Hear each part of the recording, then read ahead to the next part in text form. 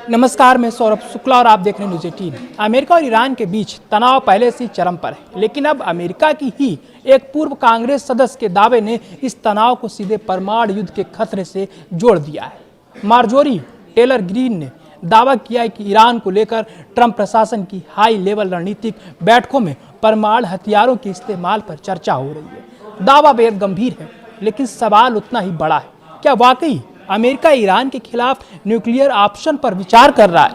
Green ने social media platform x पर कहा है कि वे महज अटकल नहीं लगा रही हैं, बल्कि उन्हें इस तरह की चर्चाओं की जानकारी है। उन्होंने अमेरिकी नागरिकों से ईरान के खिलाफ परमाणु हथियारों के इस्तेमाल का विरोध करने और युद्ध रोकने की भी अपील की है। लेकिन यहाँ सबसे अहम बात है, ग्रीन के इस दावे की अभी तक स्वतंत्र आधिकारिक पुष्टि नहीं हुई है।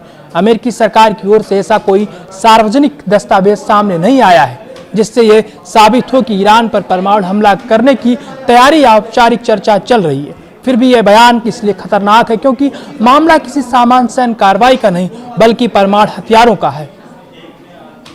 ईरान अमेरिका टकराव के केंद्र में लंबे समय से ईरान का परमाणु कार्यक्रम रहा है।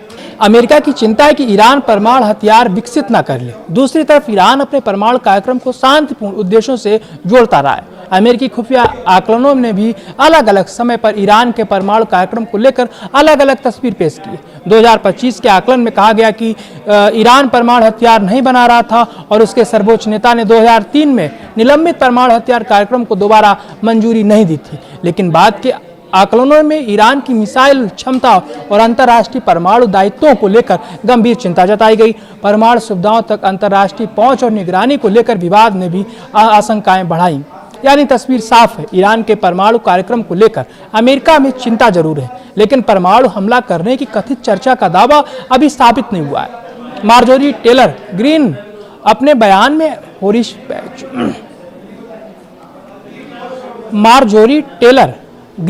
बयान में हिरोशिमा और नागासाकी की त्रासदी का भी जिक्र किया। उन्होंने चेताया कि परमाणु हथियारों का इस्तेमाल सिर्फ एक देश को निशाना नहीं बनाएगा, बल्कि इसका असर पूरी दुनिया पर पड़ सकता है। और यही इस पूरे विवाद का सबसे डरावना पहलू है, क्योंकि अगर किसी युद्ध में परमाणु हथियार इस्तेमाल होते हैं तो सवाल सिर्फ ईरान और अमेरिका तक सीमित नहीं रहेगा।